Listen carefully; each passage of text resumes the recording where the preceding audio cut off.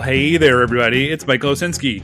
And it's Tyler Esselman. And you are listening to This One Goes to 11. This One Goes to 11. Welcome back. It's our podcast where we invite someone each week into our virtual living room to make their case for what they believe is a perfect album. So perfect, the 10 out of 10 just isn't good enough. Nope. Hey, Michael, are you a slippers guy? No, I'm not actually. I don't. Although I always feel like I should have a pair of slippers, but like you should. I think. But I would want like fun, like obnoxious slippers. Good. There's nobody stopping you from doing that. Not why are you asking me this question? Are you like? I think it's because I'm a slippers guy now. I got some slippers for Christmas, and man, can I pushing your slippers agenda here? What's going on? Hey, listen, I am not. This is not an ad for the National Slippers Board of Wisconsin or whatever. This is just me saying that I got a pair of slippers, and I am very pleased with how they have improved my quality of life. And I think it's good to be a slippers person. Anyway, we should probably poll somebody else, maybe another friend. We should poll them on what they think about slippers. But first, we're going to have to introduce them. Michael, who are we talking to on this week's episode? We are talking to Gabbie from New Bands for Old Heads. Gabbie from New Bands for Old Heads is an ersatz music critic turned curator. On New Bands for Old Heads, her TikTok channel and newsletter, she recommends new music influenced by old music for elder millennials, Gen Xers, and anyone else who wants to stay as tuned in as they used to be when they were dewy youths.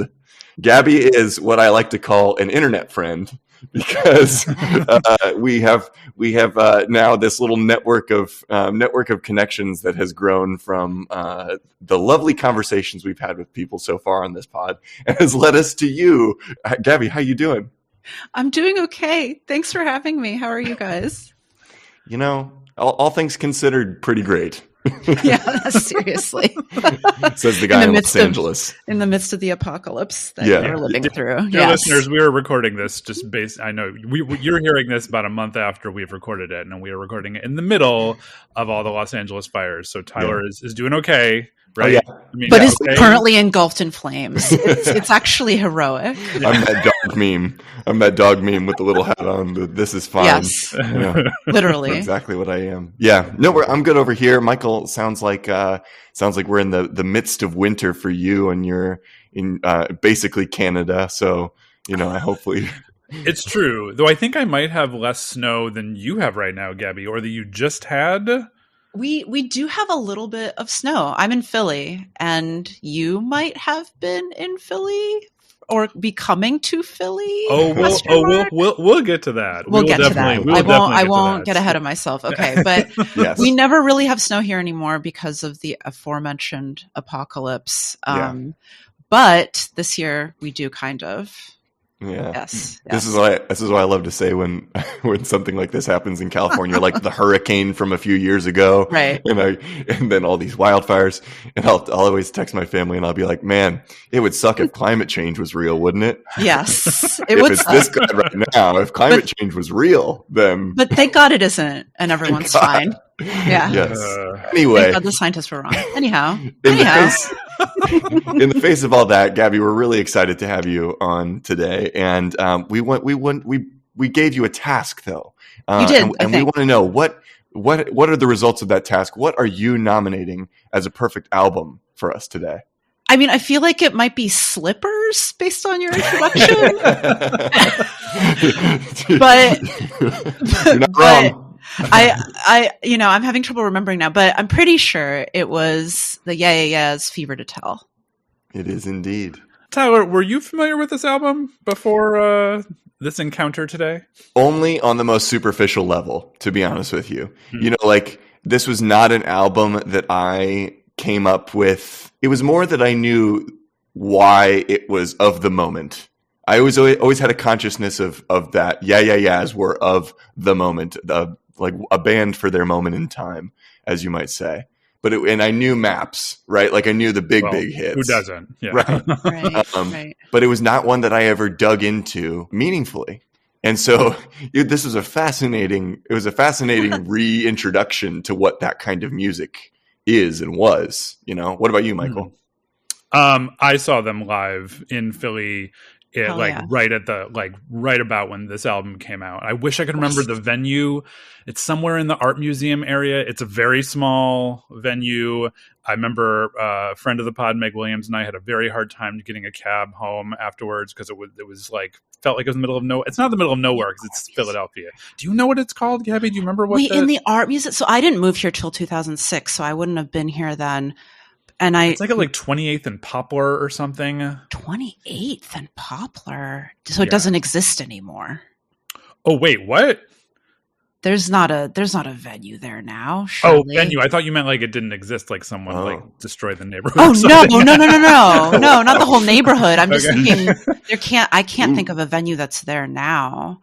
If it's kind of around the art museum area, then the first thing I thought of was the First Unitarian on 22nd or 20th or whatever. It's definitely not that. I saw the Future Heads there. Because that was like where I used to go there all the time before, Union Transfer became a thing and like all the bands, all the R5 bands started going there.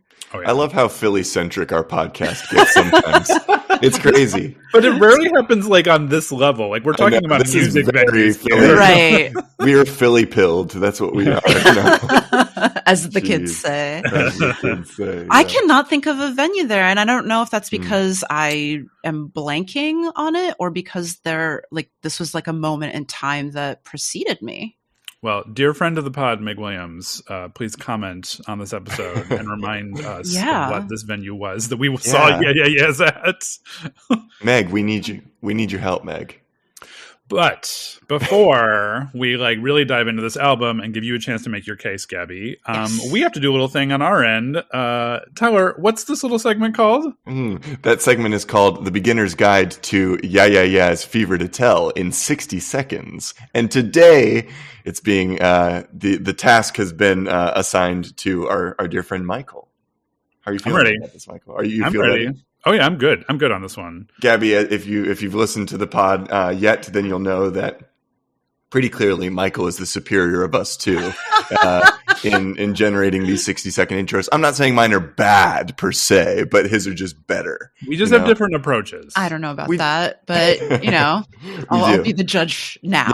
Yeah, you are actually. Yeah. Oh, geez. Okay. Yes. And then so you get to decide how he does. Summarizing this band in the context of this album. All right. Ready? Michael, you ready? Sure am. All right. We're going in 3, 2, 1, go. Yeah Yeah Yeahs got their start in the twilight of socially acceptable sarcasm, the year 2000, right before Urban Outfitters started profiting off the post-punk, garage rock, indie-sleaze movement. New Jersey-born, Polish-Korean vocalist and future-style icon Karen Orzelek met drummer Brian Chase at Oberlin and then convinced him to form an art rock band with her and guitarist Nick Zimmer in New York City. A little bit Blondie, a little bit Susie and the Banshees, and a little bit Led Zeppelin, but with estrogen, according to the New York Times. They supported the Strokes and the White Stripes and released their first EP in 2001. 2 years later, they self-funded and produced their debut album Fever to Tell with TV on the Radio's David Sitek released on Interscope. Though it didn't take off right away, its third single Maps is what made people really pay attention. Even Bobby Christgau liked it, though he had less nice things to say about Karen O. Shocker. The band's sound would morph over their next 4 albums, with nothing sounding quite as garagey as their debut. And Karen O went on to collaborate with Trent Reznor on a cover of Immigrant Song, with ex-boyfriend Spike Jonze on Where the Wild Things Are, and, amazingly, with Target on a 2014 holiday campaign. Damn, bro. That was tight. That was tight. That was right. You slid into home. Oh, my goodness. Okay, Gabbie, well, you're about to start making your case, but tell us, how did Michael do making a perfect little enchilada of Yeah Yeah Yeahs? How did he do? It was concise. It was to the point. It mentioned my alma mater. We're good. Done and dusted. Oh, done and dusted. That's what you get. That's pretty good. Well, thank you very much for that, Gabbie. But before we talk too much about Yeah Yeah Yeahs and this album, we want to know a little bit more about you. What's your relationship with music, past and present? All right. So obviously I've been thinking about this question a lot, and it is always a tough one for me to answer. So it's a weird one, right? Like, music is something that has always given me an inferiority complex. So allow me to explain. So there are a few reasons for this. One, I am the only one in my family who does not play an instrument or who is otherwise like not a musician. My dad is, as a hobby, a professional accordionist, and not in like an oompa oompa sort of way, which is fine and fun and great. Yeah. But like, I mean, in a tango and Brazilian choro and jazz way. And he's like really fucking good. And it's so impressive. Way. And I love to brag on him. That's amazing. I know, it's so cool. That. It's so cool. I'll like, after all this, I'll send you some links. Yes, I love that. I love that kind of music too. It's so good. Cool. It's the best. It's like evergreen. Never gets old. Yes. Never gets old. It's like he's the reason I love like Astor Piazzolla. Like he's just so good. Yes.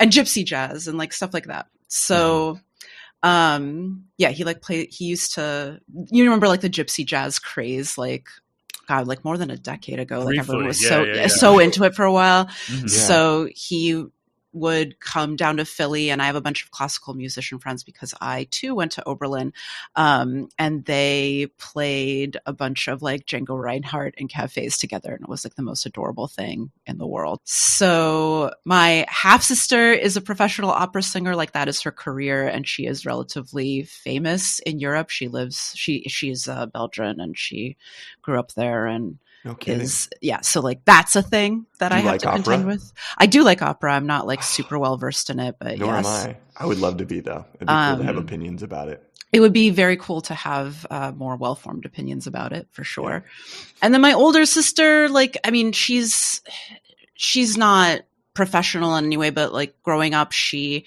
played piano well enough that she would win national classical piano competitions. And my cousin has a degree in jazz performance and like just all this stuff, right? Like my whole family is so musical, and I am just like a talentless hack. Okay, from one talentless hack to another, right? You're very welcome here. We just become listeners and appreciators, right? And just super fans, and we hype up everybody around us, right? Yeah.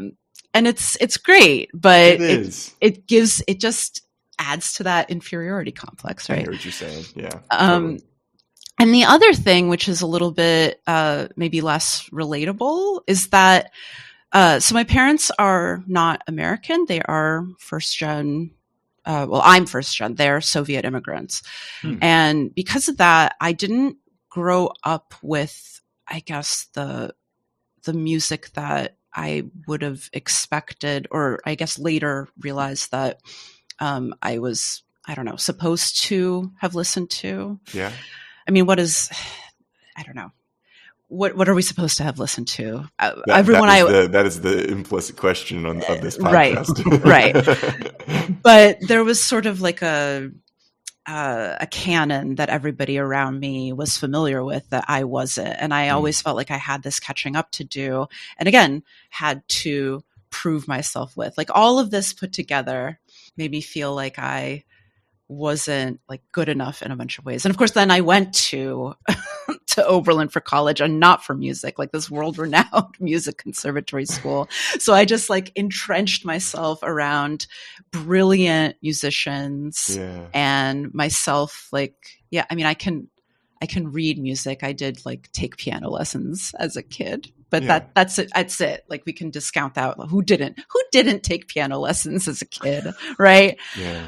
I never thought about this until you guys gave me this question. You're not the first to ask me like what my relationship with music is, but I really gave it a lot more thought than usual. And I never quite realized what an inferiority complex I have around it. And that's why I think that's so much of why I got into like music criticism. And I haven't even started, and I don't intend to really, on the whole, like having to prove myself to the dudes who would get on my case, right? About like, oh, you like the X band? Well, name every single song that they've ever written, right? Like that's beside the point almost. So anyway, it's not the Olympics. You know, we're not trying. I don't need to do a trick. Right. You know, like I can appreciate I can appreciate a band and I can appreciate a song. You don't have to watch me juggle. Yeah. Yeah, exactly. I'm all for embracing the incompleteness of, your familiarity with any kind of artist, because there's just so much of it out there that you're like, if I can get a meaningful taste of a lot of different artists over the course of my life, I'm like, I don't need to know the nuts and bolts about Pink Floyd, my gosh, exactly. You know what I mean? Unless it happens to strike my fancy. Yeah. Rabbit holes are great, but it's okay not to know things, for sure. And then I feel like this is you're invoking a concept of like gatekeeping that I think is really, we have not maybe used that term too much on this podcast. I guess probably just because it hasn't come up, but like I think there's definitely like an interesting thing that we've been floating around in our conversations about gatekeeping in music in general, like gatekeeping based on whatever kind of biases and prejudices exist in your particular situation. So I can see that fueling a love for something positive out of all that. God, yeah, it makes sense. Yeah. I mean, actually, gatekeeping and the hatred of gatekeeping is probably what drives my newsletter and TikTok more than anything else. Like New Bands for Old Heads is predicated on, a love of music and introducing people to new music, but like on the foundation of anti-gatekeeping. Like, love what you love. I will give you music that sounds like music that you love, and I am not here to exclude genres unless I just don't know them that well and thus can't, give you something similar. But that's not because I don't like it or am judging you for liking it. I get all these people coming to me being like, oh, finally somebody who gets it and isn't like shoveling a bunch of pop down my throat. And I'm like, no, I'm not shoveling pop down your throat, not because I don't love pop, but because you will have heard of big pop stars. You don't need me to recommend them to you. I don't need to tell you about Charlie XCX, right? Sabrina Carpenter. Yeah, exactly. Like that's not because I don't think they're amazing, but you know about them already. I'm telling you about stuff you don't know about. Yeah. That's the only reason that I'm not telling you about them. So like, please get out of here with that. All right, so we could go down this path a very long way. But why don't we bring it back? Why don't we bring it back to the task, the appointed task today, which was Fever to Tell. Yes. Just sort of doing my first introduction to your content online has indicated to me that this Yeahs and their kind of ilk, those bands of that era, seem to be a speciality of yours. And so I was glad to see you. I was glad to see you nominated one of these albums. So tell us, what was that discovery? If you could paint a picture of the discovery of this album that you had, what that experience was like, I'd be interested to hear. Annoyingly, I don't remember the specific discovery of Fever to Tell, but I can tell you more about the discovery of Yes. Do tell. Yes, please. So I remember being in somebody's dorm room at Oberlin. And they were playing the debut self-titled EP. I'd never heard this band before. And I was just like, what the fuck is this? This is the greatest thing I have ever heard. It was 2002, like it was the first semester of my freshman year was 2002. So I'm very open about how old I am. Sure. And I had only just started getting into stuff like Riot Girl, like that sort of thing. But this wasn't quite that. This was better. This was like grimier and I don't know, better crafted in my opinion, like a little bit less.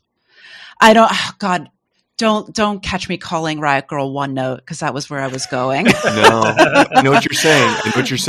But, there's a sort of stylistic stricture with Riot Girl that is like more punk, more kind of like punk leaning, maybe. That this is way sleeker than that. Yes, there's just something about this, and I was asking, like, I immediately was like, you need to tell me what this is. Like, I've never heard anything quite like this before. And they were like, oh, this is Yeah Yeah Yeahs. They used to go here. And I was like, oh, fuck, that's amazing. And they're like, yeah, but the singer transferred to Tish. And I'm like, oh, of course she did, right? Like, of course she did. You had feelings about Tish, I had feelings about Tish. You weren't even a theater kid, and you had feelings about Tish. Hilarious. We all did, right? And I remember I really latched on. There was a song on that first EP called Mystery Girl.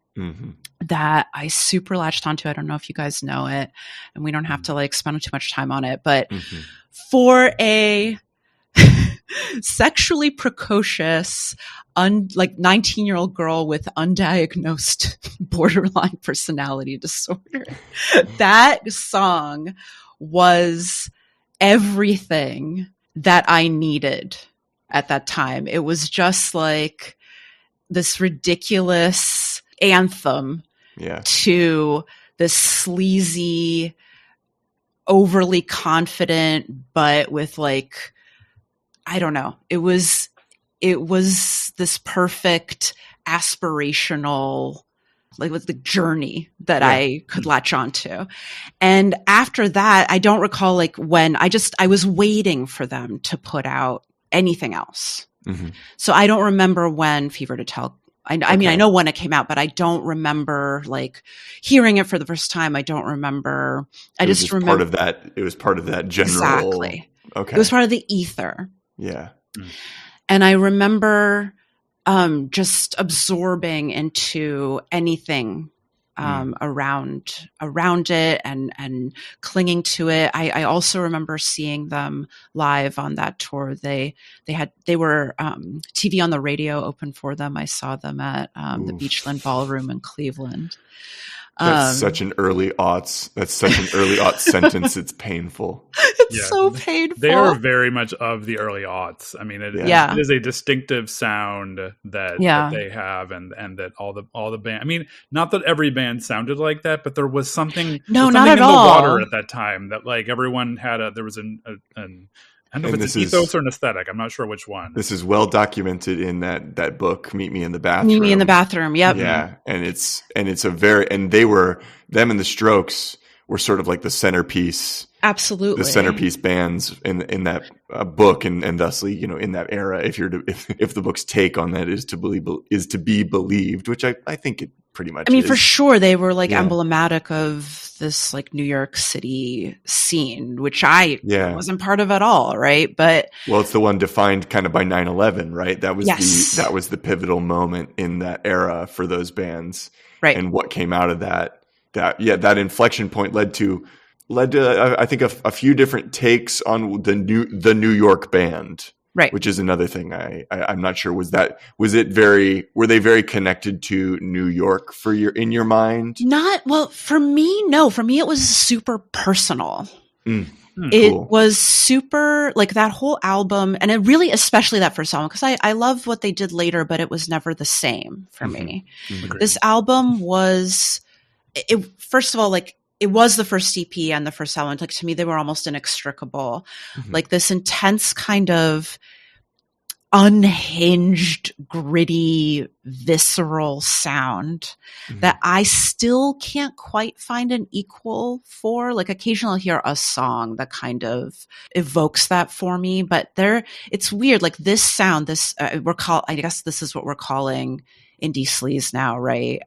Is it? And it is kind of like and I feel like I don't know. Well, people I go to you as a tastemaker. I know. Well, so it's funny. Like people do call this indie-sleaze now. Yeah. I personally, and this is almost like a separate conversation. Like what I think of as indie-sleaze isn't quite this. It's what we were calling electroclash back then. Okay. And Electroclash isn't this. It's like Peaches. It's like the Faint, or the Faint is closer the Rapture, to the Rapture is the Rapture. 100%. Yeah. Ooh. So that's not quite this, right? No. But the yeah. I mean, the Yeahs pop kind of. It goes more arty than those other bands we're talking about. Right. Yeah. So this was something just like filthy. And musically, it was a bit spare, right? Like there are very few instruments. It was just Karen O kind of going insane. Yeah. But not completely, right? And I still, when you said, Tyler, that you just weren't really fully, especially at the time, like not like fully aware of this record. Yeah. This was such a person, like this album was everything to me at the time, to the point that I can't even like conceive of how anybody couldn't have had this front and center, like of their consciousness at some point, like even if it wasn't right then. Right. I understand that it was of its time. I get that, but it still doesn't. There are levels for you. There are levels. Yeah, levels of understanding with your experience. That's cool. Like intellectually, I get that, but emotionally, I'm like, but how? Right. And the intellectual understanding of it doesn't quite cut it. Doesn't. But there's something really interesting about she has this sort of presence that I think also we see other female artists in particular really take a lot of inspiration from Karen O. And I think that has been one of my favorite little things, is for people to start calling her out as an inspiration. Yeah. I'm like, oh, okay. You see what this band meant to people. Like people really, and people really like took this spirit that she had, which I think is very connected to a lot of different traditions in New York music, as I and she was a fashion icon, and she kind of changed, I think, the behavior and the way that we view like female leads too, right? Because she was just such a presence, and I think she even viewed her own presence on stage like as a character that she embodied. Yeah. Right? Like, because I don't think she was like that all the time. Like, you've seen her, Michael, like she back then, like do you remember how she would have like roadies who would have to run around after her on stage because she was so destructive? Yeah. Like, I remember that vividly. Yeah. She bounced around a lot, and she would she seemed sort of like a loose cannon. Like you didn't know what she's going to do next. And I mean, like, I wish I could remember everything, because it was such a strange venue that I saw them at. But like, I need to know what that venue I know, we're going to figure this out.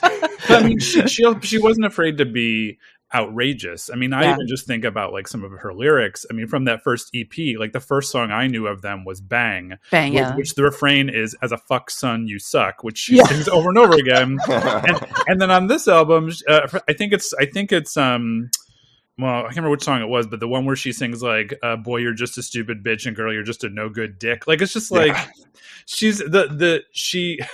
If you were to try and like make sense, or like, I don't know, I haven't looked at the genius.com interpretation of these lyrics. Say. Like, what interpretation would there be? Yeah, she's being kind of direct with it. Yeah, but the fact that, I mean, again, this is sort of coming off of the 90s, which I wish I could remember the music journalist who said this. The 90s was the decade of the year of the woman in rock. Because, every year. It's like every year would be like, okay, let's get Tori Amos and Fiona Apple and PJ Harvey up here for a cover spread. Yeah, exactly. So like it's sort of coming off. This is not that anymore. Like this is something different, and she was sort of like paving the way for that. Well, Gabbie, we've been talking about this album and this artist kind of in general. So we're curious to know what your standout track is from this album. So I know I'm supposed to pick Maps, right? But no one said that. Well, listen, we didn't say that. No, but the world is thinking that it's Maps. But for me, it's Date with the Night. Like, I think that's such a fucking banger, and it tees up. I think of this album as two halves, like the come up and the come down of a huge night out. And Date with the Nights really sets up that come up. Awesome. Okay, let's let our listeners hear a little bit of that, and then we can say more on the other side. So, dear listeners, here's just a little snippet of Date with the Night for you.